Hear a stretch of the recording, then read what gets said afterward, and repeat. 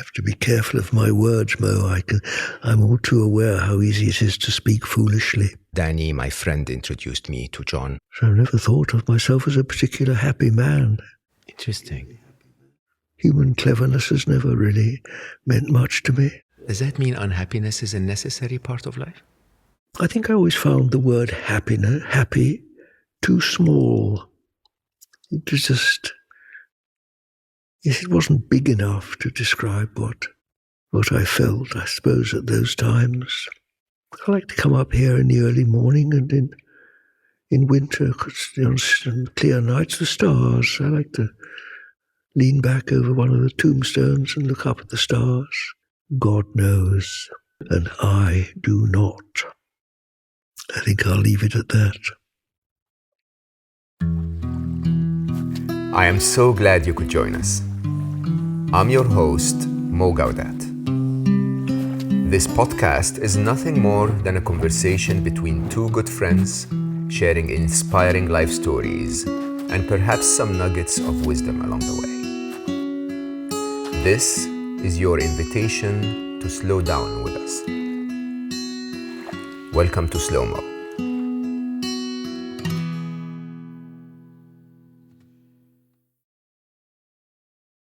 So I'm in a holy place, in a beautiful part of the world with an incredible, amazing being in the most unexpected way. As I told you earlier, Danny, my friend, introduced me to John, who I would hope one day will also consider me a friend. And John is in his 80s, doesn't look it, clearly, and he is a YouTube sensation. He teaches us about spirituality, meditation, really connecting with the self in ways that I found so inspiring that I decided it was worth to take the trip all the way to come and meet him, where he teaches, where he tells us what I believe is the truth. So we are in Bakewell, somewhere near Manchester. Don't quote me on my geography. I have no idea where that is. I met John a while back. We tried to film this on the hill. And then due to our luck, it was windy. And so we ended up in this beautiful, beautiful, beautiful house of God. And John comes here twice a day to meditate and teach meditation. And I think that will be probably one of my very, very important investigations today, to try and understand meditation in a church. Seems to be an interesting meeting of, if you want, East and West in our world today. But I want to start by saying thank you so much for giving me the time. Thank you so much for the wisdom that you share with the world. It's been quite shocking, really, how much of our world is moving in a direction where they need more and more of what you teach us, John. But I want to start from here. Can you tell me a little bit about this beautiful place? Well, I can, Mo, but may I first of all correct a little bit of your introduction? Absolutely. First of all, I do not consider myself a teacher. Most teachers don't. And I'd rather that word was avoided. I'm an old man and I've had a lot of experience which I'm willing to share, but I make no presumption to be a teacher. Neither do I consider myself to be wise. Most wise people don't, John. Well, then I join their company, because it really is. It's the most misleading thing. In fact, it's anyone who thinks they know or is entitled to teach others is on the slippery slope. So I'm careful to avoid it and have no wish to be considered in that way. Now, this church that I come to, well, like most English churches, it goes back a long time. When did men? It's on a natural promontory of rock overlooking a valley. And no doubt prehistoric men stood here and thought about life. And probably before them the dinosaurs lay here and looked over the valley and similarly considered whatever they did. So when the first building was put up, God knows. But stones go on from one building to the next, don't they? They fall down, they're used for the next building, fall down, and they're used again and again. So these stones surrounding us, They've lived. they've lived. The earliest bits of this church remaining go back to, well, not quite Roman times, but very early on. And then bits have been added on and off ever since. So some bits are medieval, some bits are Victorian. But I like to come here to meditate and feel I'm in 1,000 years of prayer have taken place in this place. And although I've explored far and wide in the world of religion, I don't really consider myself a religious person. I'm glad that I feel grateful to use this traditional English place of prayer. And especially I love this. There's a lovely spire above us reaching up to the sky. Mm. And here in this space of the church, I like to think of all the different people and all the different teachings and thoughts and contentions and agreements that have taken place here. And yet, above this space, the building tapers up in the spire, lovely, gracious spire, reaching up and dissolving into the infinite sky, which is an exact symbol of meditation. Exactly how it is, that here is the world, a conglomeration of confusion very often, and yet when we meditate, we just let go and rise and dissolve into the infinite, as is demonstrated by every church spire in the country, and indeed the perpendicular arm of the cross. But meditation has not been central, I believe, to some of the Abrahamic religions. So, Islam, Judaism, Christianity, we have prayer. We don't have meditation. Well, words. What do words mean? Who knows what meditation is? Mm-hmm. I hardly know myself. What is meditation? What is the spire doing? I told you, dissolving into the infinite. Now, didn't those dinosaurs, prehistoric men who sat on this rock, looked out over the space of the valley? Aren't they taken into the greater space? Mm. Long before anybody used a word like meditation. Mm-hmm. It's the most natural thing in the world. Look, any man that looks up at the sky, looks up at the stars, or stands on a hill and gets a broader point of view. That's natural meditation, isn't it? What do you want an artificial system for? Mm. Meditation is just as normal as breathing. Everybody does it naturally. That's very interesting. But this day and age we make everything so complicated. Everything's got to be processed through the mind of man and come up with some clever word like meditation, which we spend half our lives trying to figure out what it means. It's as simple as that. Bakewell is a beautiful spot. People come here for just to sit by the river and feed the ducks. We sit on a bench there, have their fish and chips, feed the ducks, have a lovely day. What's that if not meditation? Natural meditation. They go home feeling better. And that's definitely what we've been missing in the fast-paced, running kind of modern world, because, in a way, we don't even have the time to feed the ducks anymore. Well, to our loss. So most people find something that anyone who keeps a dog, strokes a dog, that's a natural meditation, isn't it?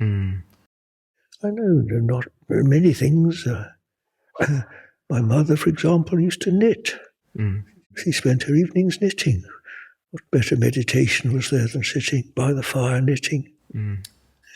That was an artist. There's no better meditation than drawing the pencil, careful drawing the outline of a tree. That's natural meditation. Anybody that does anything carefully. If you just cut up vegetables carefully, attentively, that's meditation, isn't it? It's bringing the attention to a point, and then you find the mind is naturally quiet.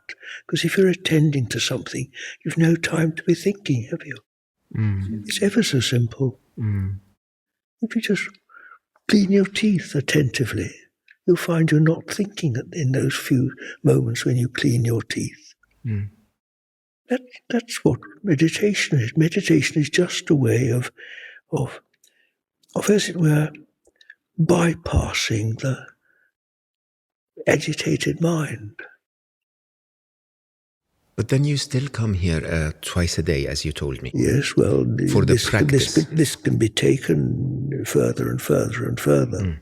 But I do wish to emphasize how natural it is, and how in little ways we can have rather you can say sort of childish meditations, you know.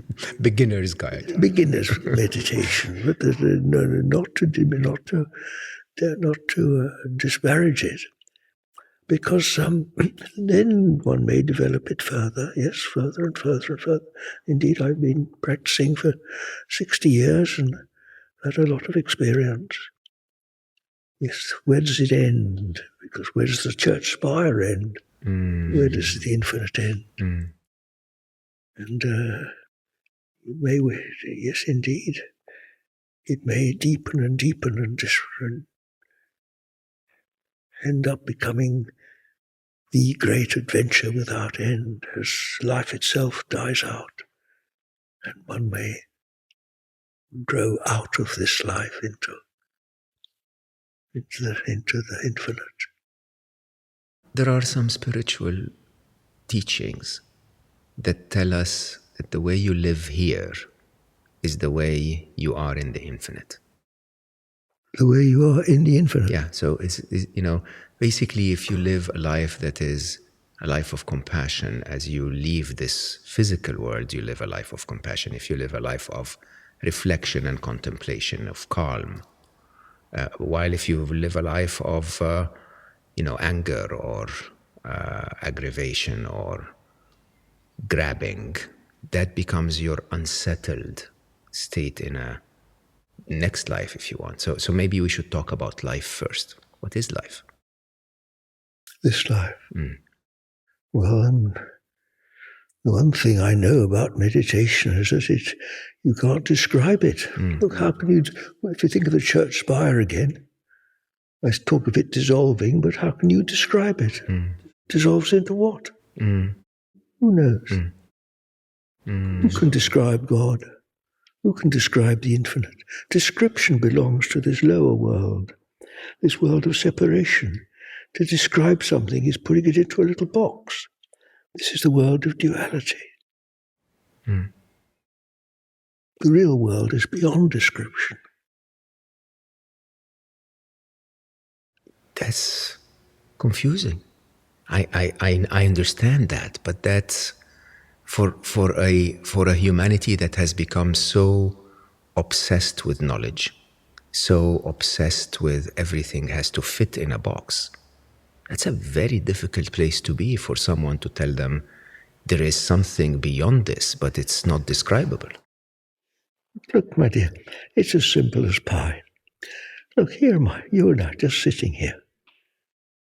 Look, let's just stop talking for a minute and be quiet. It's silent, isn't it? We're sitting in silence, aren't we? Mm-hmm. Our eyes are blinking in stillness. We're breathing in silence, perfect silence. The wind is buffeting the church in silence. Simple, isn't it? In utter simplicity. You can't describe it. You can describe silence. Nobody knows what it is. Couldn't be simpler. It's everywhere, but it's intangible. Intangible, it's intangible and it's indescribable. But you know, the very first step in this work is just to stop talking. Stop talking and stop thinking. Well, thinking is more difficult. You can't really stop thinking, but you don't have to. There's no reason to stop thinking. What for? Thinking isn't a problem if you know how to deal with it. Mm. Thinking is a problem if you think it's a problem. No, tell me more. What does that Shall mean? I tell you how to deal with thoughts? Mm-hmm. Well, think of on a day like this, it's the sky's half cloudy and half clear, isn't it? Mm. When the cloud comes over the sun, cloud takes over, doesn't it? Mm. Well, think of the thoughts like clouds, and then what happens when you get in an aeroplane? You get above them. You go up above the clouds. What's above the clouds? Space. And you can't describe space, can you? Who can describe the space? You can describe clouds, but clouds are just clouds. Like the mind. The mind's just a layer of clouds. They cover our light. They cover. On cloudy days, they do, yes. And then, but you see, if we have moments of attention, when we actually peel an apple, for example, with attention, then you see that attention is akin to an aeroplane. And it just takes you through the clouds. You just forget about the clouds then, don't you? Mm.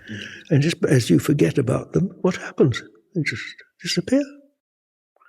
And then when you start giving them attention again, they come back. Why then have we glorified thinking so much? Why do we live in a world where everything's about thinking?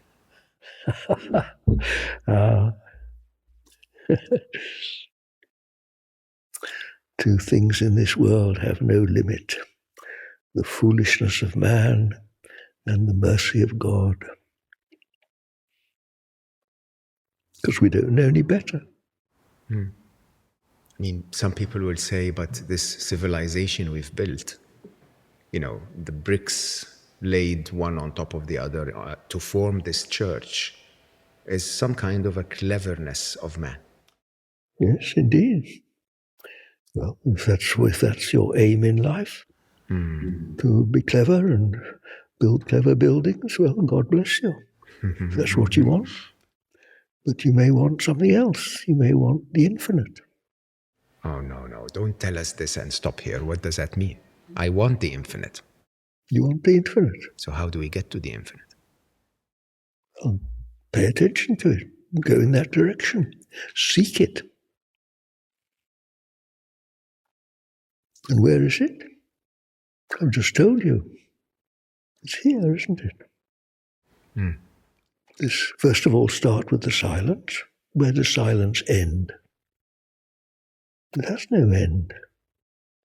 We first experience it here. Fills the valley. Goes out beyond the valley, all the way to our homes. The silence is infinite. And isn't it the same as space? And isn't it also still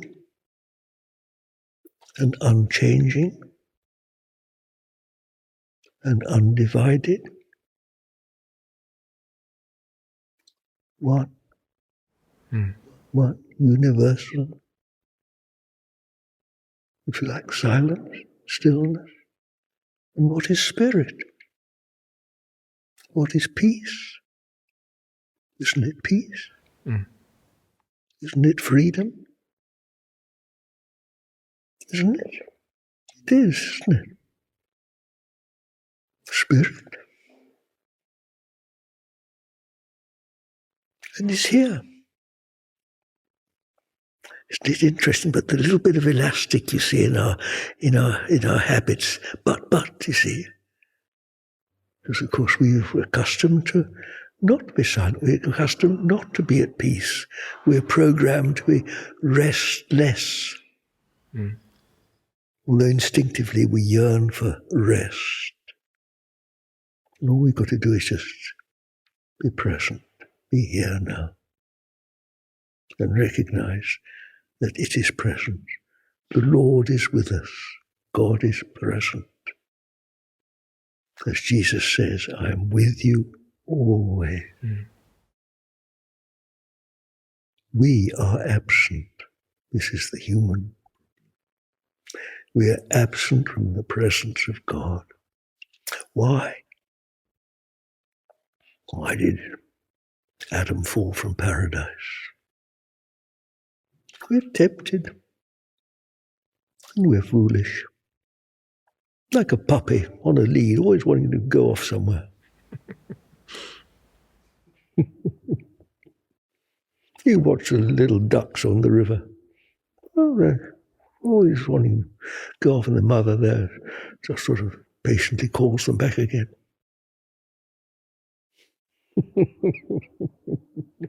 So, by the way, I want to ask a few more questions about this. I'll come back to them because I don't know if everyone can grasp what we just said. No, you can't grasp it with the intellect. Of course you can't. It's more than that. And see, what motivates us? Well, you see, very often, so we swan along, going our own way in this life, and then what happens? Well, very often someone dies, or there's some tragedy, something brings us up short. Something breaks the complacency of our lives. And we begin to think a little bit more deeply what it's all about. This is how it often starts. Yes, indeed. When I learned to meditate, I was 26. I'd gone out to South America. I'd also been in business. I'd done quite a lot, really, in those first years of my life. And I went out to South America to make the world a better place. I was a young farmer. I thought I knew how to grow food to feed the hungry. And when I was out there was one particular occasion. I'd been planting trees, trying to reforest the Andes. And I was sitting on a mountain one day, and a little voice said to me, to make whole, be whole. Well, I didn't understand what it meant, of course, but been trying to understand it all my life, really. But many, many people have a motivation to try to do good, try to help others, try to make the world a better place. Young people are full of it these days, aren't they? Crusading against pollution and one thing and another. Well, that's what I was told as a young man, to make whole, be whole. And somehow I related, I'd heard of meditation. Meditation was quite new in the West at that time, really unknown. And anyway, when I came home, I looked for and I found a school of meditation. And I practiced ever since. And gradually, the meaning of those words has developed. And I've come to realize that in discovering the wholeness within myself, I thereby could reflect that into the world around me. And this gave me a huge motivation to continue with what I'd now call this work. Well, people come to it in different ways. And when I went to be taught to meditate in London, I was asked, what do you really, really want in life? Well, I knew what I wanted at that time. But people will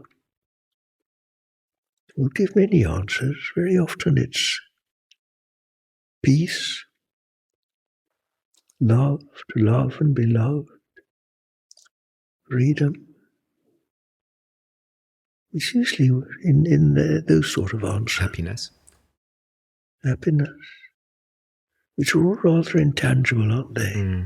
Hard to say exactly what they are. But when we begin to discover this what's beyond, you see, this material existence, this world that comes to pass, then we begin to realize that this is where all these indescribable, intangible objectives come from. They're all actually features of the one infinite reality, which is unfailing, you see, whereas this world, you go off on holiday, you have freedom, you have an adventure, climb a mountain or something, you've got to come back home again, haven't you? You fall in love, it's marvelous. And may or may not work out. Eventually one of you dies. Those things happen. This life is a temporary phenomena, and the human soul craves for permanence, for what doesn't say no, the eternal reality, the kingdom of God, eternal life. So we go through this life and we set all of those targets and we run. And many of us never reach. Indeed, no. Do you believe that this is God's will for them to not reach somewhere? Or why do some of us tread that path and others not? Yes, I spent many, many, many years trying to understand what's meant by God's will. Why, indeed, as I understand it now, everything in this world is under perfect law. I was a farmer. I've had many, many opportunities to observe the grass, the earth, the insects, to see that everything happens. Look, on a day like this, every leaf in the country is undulating, moving according to the currents of the wind, isn't it? Absolute perfection. Few leaves are being blown off the trees and are finding their way back to the earth. Even the grass is moving and bending in the wind, isn't it? And here in the church, you can hear it on the roof of the church. Look, here are the bells. Hear the echoes of the bells. Perfect sound, isn't it? Absolutely. Every hair of why do our hairs on our faces grow as they do? Look at our eyes perfectly operating, blinking, cleansing the eyes. Isn't every grain of dust in perfect order? Every spider in every corner. Perfection. What is not perfect? And although it's more difficult, because we can't see it, but from such examples, extended, one can realize that nothing happens without a reason. Without a reason. There's no such thing as an accident. Things happen for a reason. Now, this life is a very temporal thing, here today and gone tomorrow. Where did we come from? Where do we go? We don't know. But again, as a farmer, I'm only too well aware that what you do one year has an effect in the next. If you put manure on the land 1 year, it'll grow bigger crops the next year. And so it is with us. How we live is somehow transmitted. Don't ask me how, but it is, isn't it? Why are we born different? Where's the shape of our bodies? You know, we're both of us. Look at the colour of our skin is different. Why is it? I'm a mixture of two races, half English, half Russian, and both play a part in my character. Very noticeable. So it is with all of us. So, although I can't explain, I sort of am confident that our passage through this life is ordained and it has a purpose. There's an old hymn, God is working his purpose out as year succeeds to year.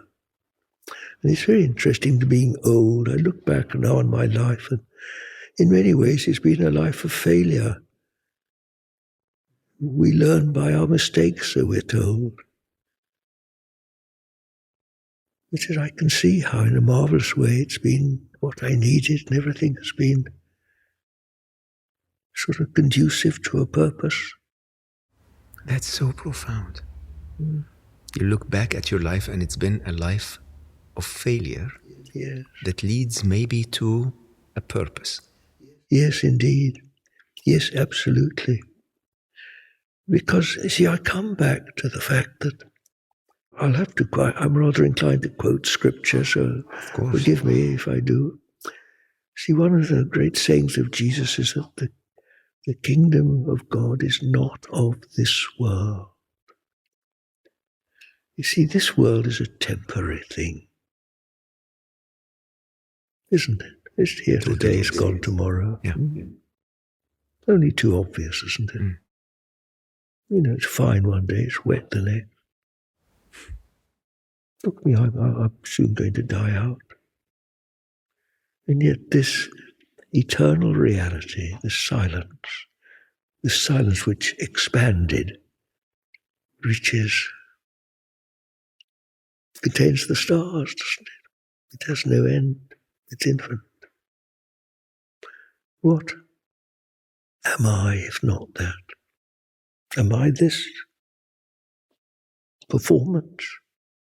This temporal performance for a few short years? Doesn't man's what? What do we mean by the soul? Nobody knows. And yet it's that part of man, that this insatiable longing for perfect love, for perfect everything, for perfection, for completion, that we just don't find in this world. For meaning, for the fullness of meaning. I assure you that I suppose this is why I've meditated for 60 years. Because little by little by little, so gradually, it has,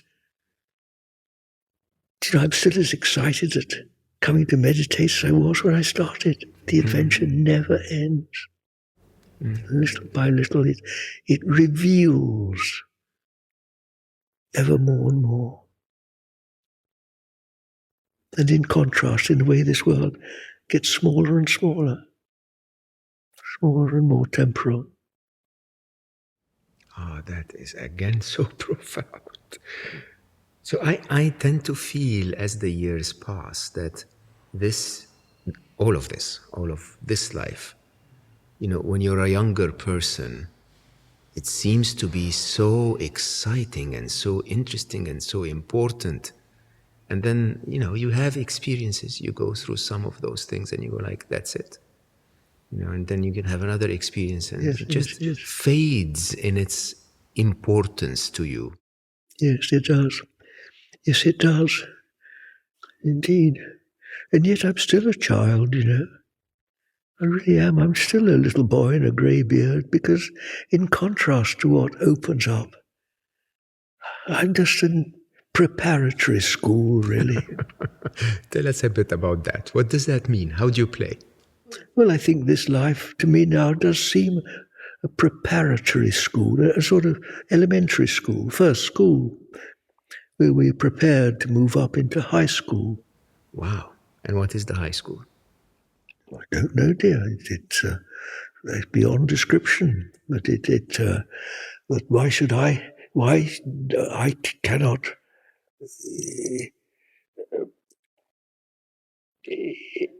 If even the little bit that I do understand is beyond description, that's the reason. And there's a lovely biblical phrase, from glory to glory. That's what it is. But why then is life complicated? Because it's always very helpful to come back to silence. And let me just act as sort of add one of my favorite principles is feet on the ground, because if we feel feet on the ground, the ground is still, isn't it? Even if you're in a high-rise block of flats, if you put your feet on the ground, the floor is still. So if you want peace, my dears, you can never be closer to it than just feeling your feet on the ground. There you are. In the most crazy pop concert or something, you can put your feet on the ground and feel the silence of the ground. And the silence. Now, this silence is undivided, isn't it? It's just silence. There's no question there. There's no argument. It's just silence. We all know what it is. And it's absolute simplicity.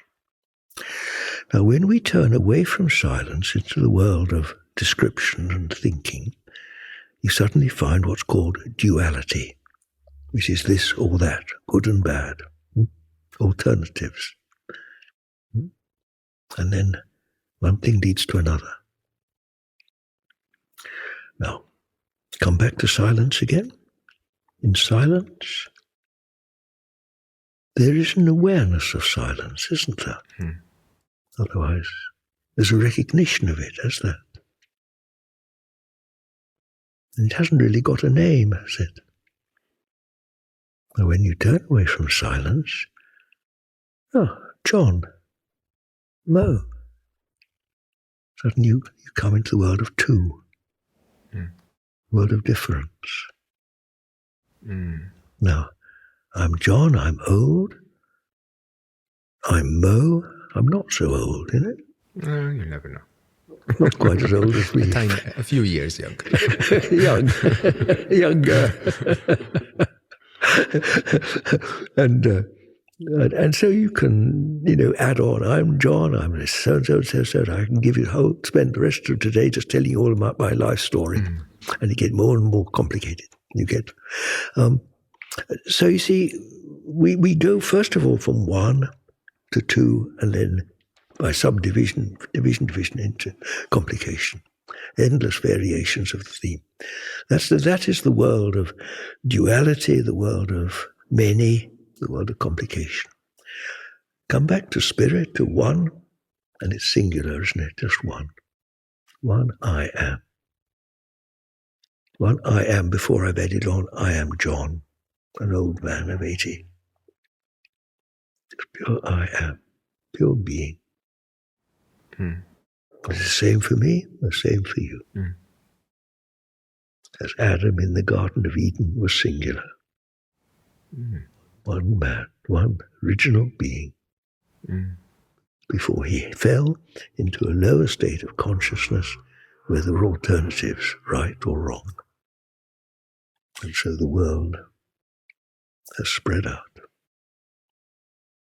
But to come back to the silence is like the threshold of a world of unity, a world of oneness. And people, of course, are trying desperately to try to find oneness in the divided world, which doesn't work very well, trying to make oneness out of the political system or make sense of it politically. Well, you're trying to make a silk purse out of a sow's ear, aren't you? It doesn't really work.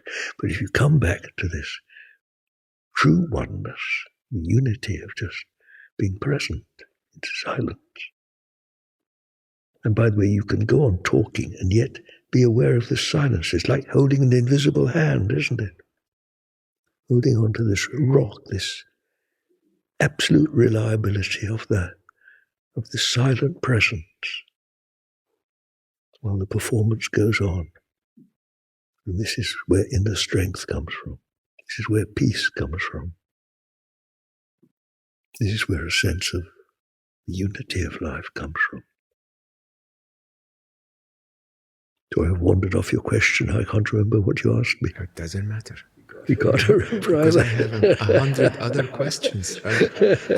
I'll ask a very personal question to my heart, John. So I've been feeling a calling, a craving. You live the life of a farmer, Yes. which is a life, one, in nature, but also sometimes in isolation. Sometimes Yes. seclusion, in my feeling, is something that is necessary for humans to introspect, to connect, to find themselves inside. When we were on our way here, I was telling you that I spent a big part of my life as a businessman with the noise and the travel, and I feel such a longing to just leave everything and disappear and be a farmer. Or at least allow myself a few months a year in a hermitage somewhere, in a monastery somewhere, right? Where I can just find that stillness. Where is that coming from? Yes. Well, yes, I suppose it's balance, you see. One extreme leads to another. And yes, I've often thought that the reason that some people do not turn this way is because they're not sufficiently unhappy. Is there something called sufficiently unhappy? That level of happiness that triggers you to give up? People are just, happy enough with this life, and then they don't bother. They're content. Well, fair enough. They'll continue until something spurs them to something better.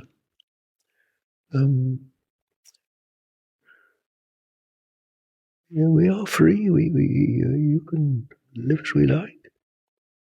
We have the choice. Some hear the calling and some don't.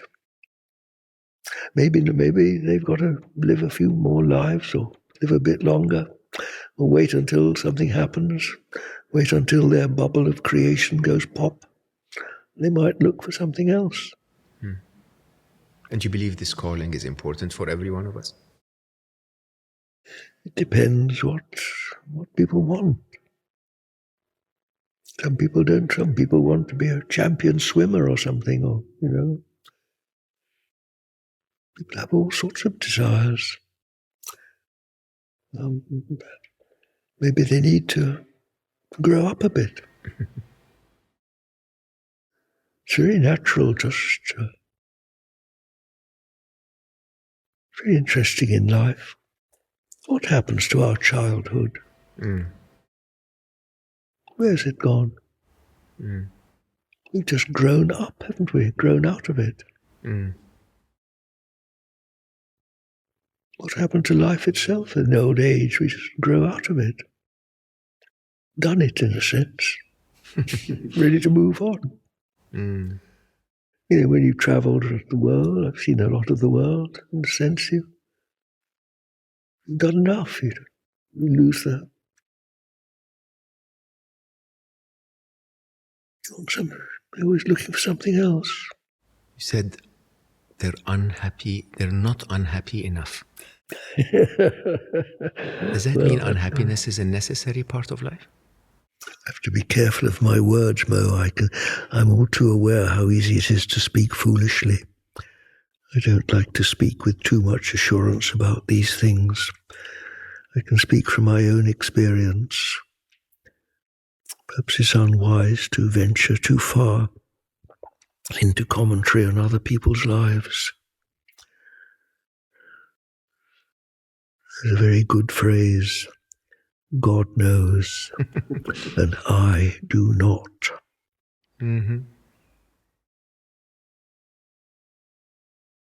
I think I'll leave it at that. What's happiness to you then?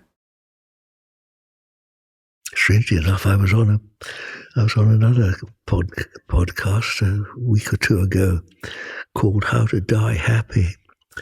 I think I'm the last person to ask that question. So I've never thought of myself as a particularly happy man. I spent a long time looking back over my life trying to think when I'd been happy.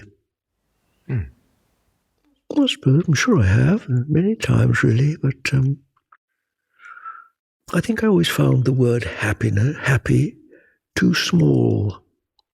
It was just, yes, it wasn't big enough to describe what I felt, I suppose, at those times.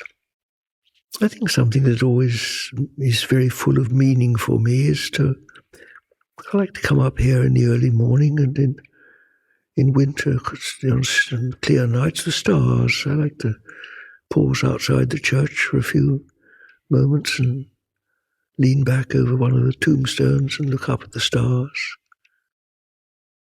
That usually fills me with a sense of well-being, a sense of home, a sense of belonging. I think those are some of the probably. It's deeper, it's bigger than happiness, isn't it? It's somehow more total in its both its calling and its response.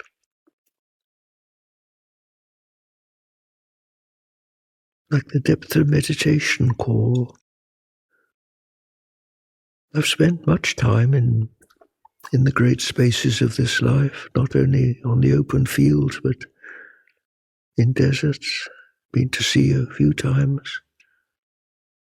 I've always felt happy in these conditions of great expansion, somehow losing myself in something bigger than me. I've been happy with animals. I can't think of many experiences of happiness with people. Yes, I wouldn't say I'm not a very people-y sort of person, really. Yes, most of I've never taken much pleasure in human work either. The human arts have never meant as much to me as nature. Human cleverness has never really meant much to me. I don't really like talking much. But you should talk a lot. We like you to talk. Well, I've been rather pushed into it on occasions like this, but I'm sorry to push you. We love it. You feel that the most meaningful of communications is silence. You know, the fields don't use words, do they? And yet they communicate, don't they? See, there's the communication of the heart. Yes, that's in grouping. You see, is happiness. The real satisfaction in man comes not from the transitory. It comes when you get into the deeper recesses of the heart. This is when life begins to take on meaning, deeper meaning.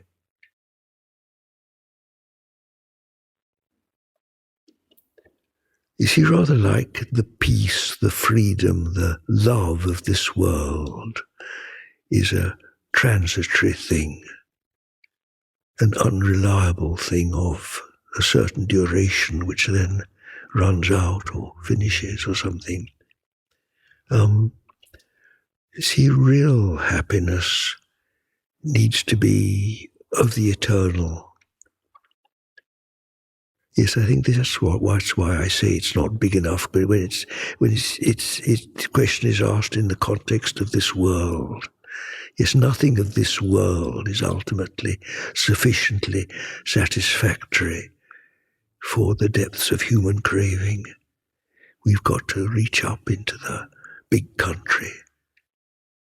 That's how I think for me as a young man, that's why I sought out the deserts and the high mountains and the open seas, because there I could sort of get the first taste of what I now find in meditation. This infinite expansion, this infinite access of the unfailing, of the glory that has no end, from glory to glory. Yes, and then in a way the pleasures of this life just are like tinsel, aren't they? They really are. Just child's play. Beautifully stated. You know, in Islam we have a description for this life. We say it's as if a traveler on a very long journey Yes. sat under a tree Yeah. for an hour, Yes. and then went on to continue his journey. Yes.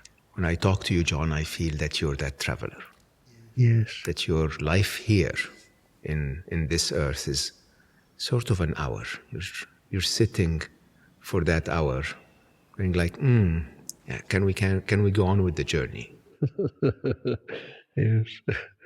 It feels that you, and probably many of us should, you grasp the impermanence of this, Yes. the insignificance Yes. of all of the little desires and nuisances and challenges, when in reality the bigger journey, the true journey of belonging, is really the real journey. Yes, yes, it is a belonging. Well, but see, it does serve a purpose because we learn by our mistakes, and it's only it's only by disappointment or by loss is that we are motivated to seek further. If this world gave us the satisfaction we want, the happiness we want, why would we search further? And for some it does. Well, God bless them. Then maybe they're not destined. That's okay. Maybe they're not ready. Maybe they're still not ready to move up into high school. Yes, that's how I see it. You know, some students are more ready than others to move up. We're all different, aren't we? How we learn, what we yearn for. I think I will end us here. I will leave us with the thought of high school. Yes. I think it's really something that most of us don't think about. Most of us run in the playground. Yes. We try to go through life and grab this and play that. Yes. When there could be another school, there could be another stage, there could be another. Yes, indeed. I love how you constantly refer to silence as the infinite. Well, it's the threshold of the infinite. It's when talking about meditation, it's a very good access point because it's non-contentious. We all know what it is. It's very easy to talk about, really. If you talk about spirit, it's, we get a bit nervous and we get out of our depth. But silence is simple and comprehensible. That's why it's convenient to use it. Silence, stillness, space. Yes. I like to come back to it constantly. If people talk to me, or I get talking, I get uncomfortable, come back to stillness, feet on the ground, and again I feel that connection, that invisible hand, as it were, to hold on to. And especially when I'm being interviewed like this, and I always get a bit nervous I'm going to say something stupid. I feel safe when I'm holding on to this. And of course, I now realize that this is the Savior, this is the presence, this is the reality, the spiritual reality of what's called Jesus, of God, the Savior. This is what saves us from drowning in this ocean of temporality, this ocean of corruption, which is the world. This is the rock. And it's so easy to access. It's dead easy. You don't need belief. It's often just a matter of it's almost as sitting by the river and feeding the ducks, because instinctively, naturally, you'll feel, in contrast to the restlessness of your life, you just feel the rest of quiet waters and just things being natural. The trees, they speak. They convey their message, you see. Come back to being natural. The human problem is that we're unnatural. And there's nothing more natural in this world than meditation. I will leave you guys to think about this. I will leave you to think about that idea of an opportunity to live a life that is slightly different, that is silent. By the way, this podcast might be different than other podcasts that I've recorded where we spoke about business or about sports or about other things that were fast and they didn't have that moment of stillness in them. And I think we are at a place now where life is probably giving us a chance. Maybe the time we were locked down, or the time where we had opportunities like being locked down, where we could think about an opportunity to be silent, to be still, to go feed the ducks. And I think the simplicity that John brings to the topic makes it almost an unavoidable journey for all of us to try and find that space where we can actually listen to the bells of the church and find a moment of silence that connects you to yourself and to everything else. John, I cannot thank you enough for your time, for your non-teacher-like wisdom, and for your presence, because while everyone may be watching or listening to us might not have felt it as I felt it, you sit next to John and you feel that stillness. You feel absorbed in the quietness, perhaps, of nature itself. If you've enjoyed this, please share it with others. I think many could benefit from such wisdom. If you have not watched this, maybe it's actually a good idea to watch this, at least part of this, on YouTube, where you will see the beauty of this holy place. And while you're on YouTube, my strong recommendation is to go to John Butler's channel to listen to lots of his teachings, lots of his meditation advice, lots of his spiritual advice, which I think you'll find extremely useful. Do read some of John's books. He wrote 10, but only published 8. We want the other 2. And I think it's, as I said, it's really up to you to try and find that space where you can actually connect to some of this brilliant work and some of that wisdom. While you're there, as I always tell you, just reflect on the fact that regardless of how busy your life is, there's always a tiny, tiny little bit of time to slow down, to meditate, to reflect, to connect, to find the real human inside you. I love you all for listening, and I will see you next time.